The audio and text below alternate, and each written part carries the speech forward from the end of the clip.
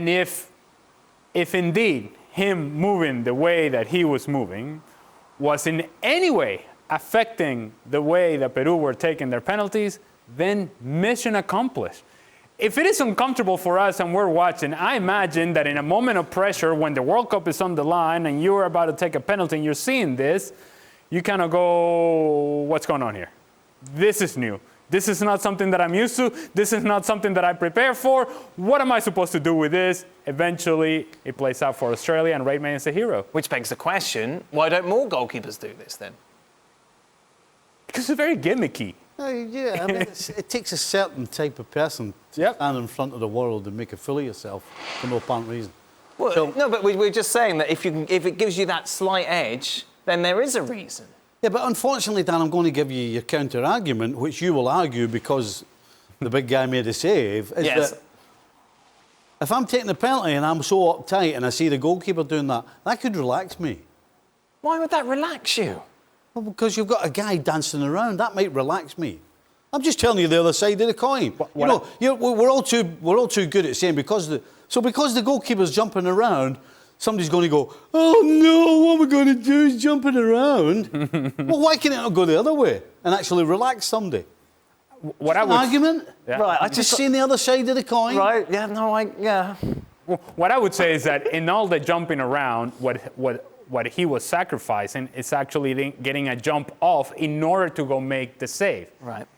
Because he's doing this, and that. Eventually, at some point, you got to come to a standstill so you can jump off and go and propel yourself to go make the save. So if you actually hit a penalty properly, you're not going to get to the corner because you haven't been able to set yourself properly. But if you're his coach, you're not going to tell him to stop doing it. No, absolutely not. Well, there's a reason as to why they put him in. They knew exactly what he does. The coach knew exactly what he was going to do. Right.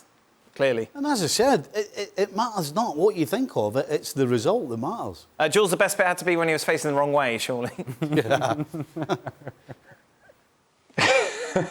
Yeah, but what was funny, like, I think Ali mentioned it, the referee every time has to tell him, you can do what you want, but don't forget that your foot has to stay on the line, because he was moving so much on the, from right to left, up front, backward, all that kind of circus, that the referee every time had to tell him, don't forget, if you're not on the line, if you don't have one foot on the line and you save it, and that's why at the end he waits to see if he was okay, and then he celebrated. But I'm not sure really how he puts off the opposition players. I know he saved the last pen and the one on the post, he went the right way. I'm not really sure that it actually influenced that much the penalty takers. From a Peru perspective, how big a shock is this? I don't know if it is a shock as much as it is disappointing the way that you played today. This was not the best version of Peru. Clearly not. When you think that Peru's first shot on target was not until the 99th minute, we had to go all the way into extra time for them to actually have a shot on target. It tells you how many difficulties they had just passing the ball. And this is when you know that pressure is really getting to players. Completing a 5-yard pass was difficult today for Peru. Trapping the ball was difficult today for Peru. And when you're playing against a team like Australia that is putting numbers behind the ball, and you have to be very crisp, very sharp with your passing, and you have to be able to create spaces with your passing, and you're unable to complete any sort of significant pass that penetrates lines of defense in the final third, then you find yourself not creating opportunities. Peru maybe in some way overlooked Australia, maybe did not quite understand the way that the game needed to be played.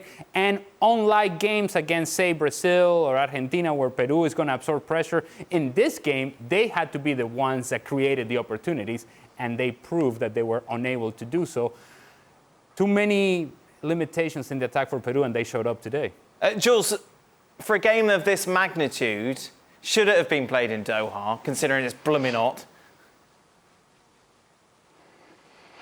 Yeah, it's a good point. It felt that the rhythm, clearly that the players suffered from the heat, and I know there was obviously all the aircon, the big story before the game too, but it felt like there was not much intensity, and maybe that's what the two teams wanted, and maybe Australia were happy to play deep and leave the ball to Peru, who clearly struggled with it, like Ali just said, but maybe the heat as well and the travel was took a bit of a toll on the players, maybe, and for a game of, like you said, this magnitude and the pressure that comes with it as well.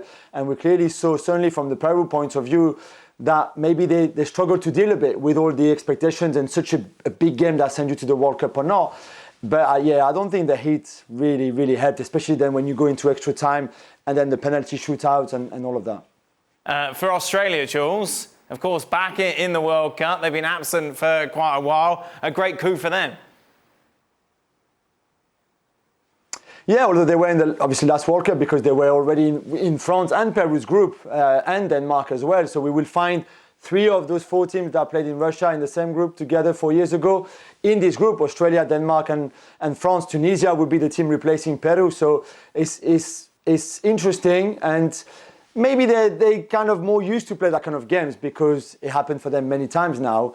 But from what you saw tonight, there's still a lot of improvement to be made, and not just on changing the goalkeeper for penalties, but defensively, yes, they can be solid, certainly on set pieces as well.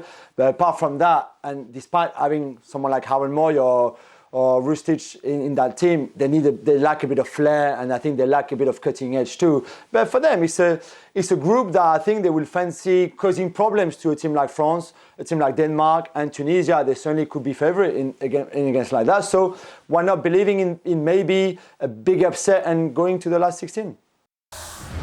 Well, thank you very much for watching ESPN on YouTube. For more sports highlights and analysis, be sure to download the ESPN app. And for live streaming, premium content, and let's not forget as well, ESPN FC 7 days a week. Subscribe to ESPN+.